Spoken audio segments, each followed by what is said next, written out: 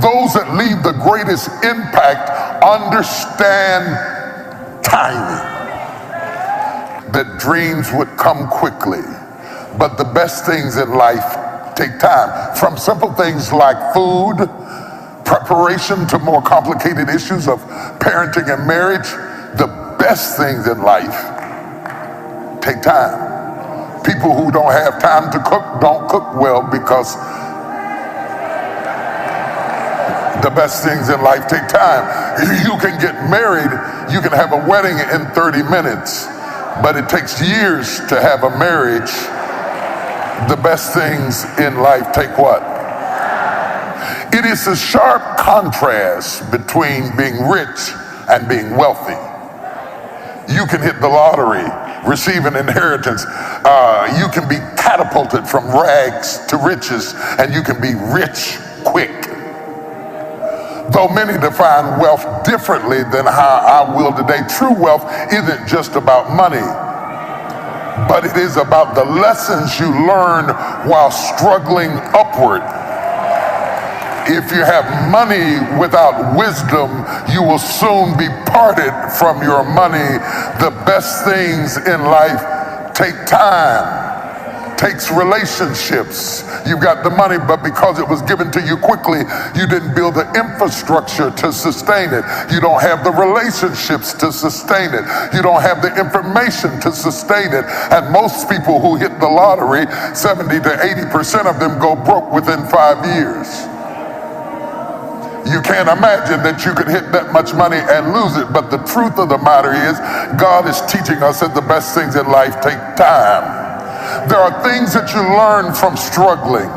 There are things that you learn from tests and trials and trial and error. Some of my best teachers were failure. It takes time to do well. It takes even longer to be well. Let's listen to the words of Solomon when he talks out of Ecclesiastes chapter 3, verse 1 through 2. And listen at Solomon, the wise man, the wise man. He says, to everything there is a season and a time, to every purpose under heaven. He says, to everything there is a season and a time, to every purpose under heaven. You got purpose, but do you understand season and time? Now, we read over that quickly, but we really don't think about it, because if we thought about it, we would understand that some people are seasonal.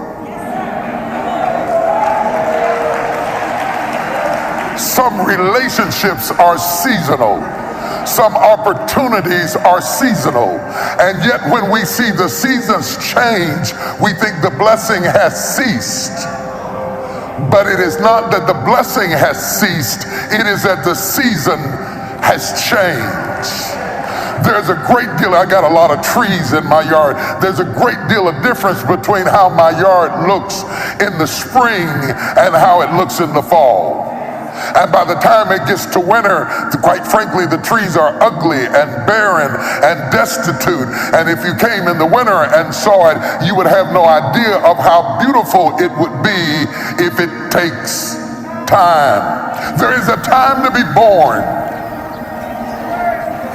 and there is a time to die. If I had time, I'd talk about they are very similar, birth and death. A time to plant and a time to pluck up that which is planted. Now listen at what he says. There's a time to plant and there's a time to pluck up that which is planted. Do you know the difference in your life? The difference between knowing when to plant and when to pluck. Have you ever asked God, maybe you've asked him when to plant, but have you ever asked him when to pluck up? Or are you intent on keeping that which is planted to the destruction of plucking up that which you have become accustomed to? You can't have a new season until you are willing to say goodbye to the season you had. I call it the art of letting go. The spirit of release, not wrestling, releasing. Some of you are wrestling to hold on to something that God is trying to take away from you, and you need to release it and simply let it go. That was that season. When I was a child, I thought as a child, I spake as a child, I understood as a child, but when I became a man, I had to let go of childish things, childish thinking. I thought as a child, I spake as a child, I understood as a child. If you are still talking the way you were talking 10 years ago, I've got bad news for you. You have a deformity, a spiritual dysfunction that keeps your thoughts in one dimension. That means you can't fall in love with your thoughts. Timing is everything. Timing is everything. God is telling us over and over and over in nature, in creation, in procreation, that timing is everything.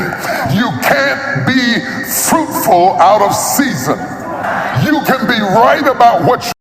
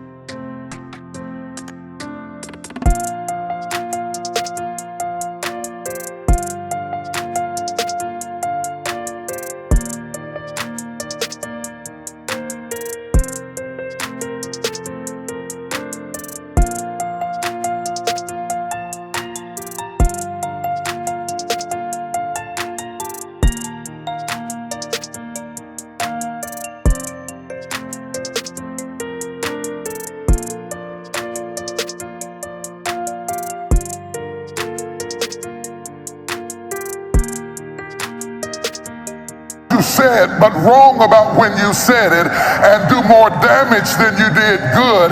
It's not about right and wrong, it's about timing.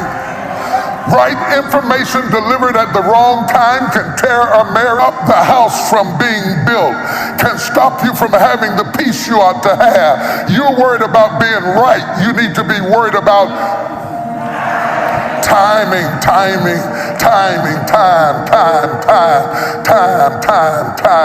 Timing is everything. Timing is absolutely everything.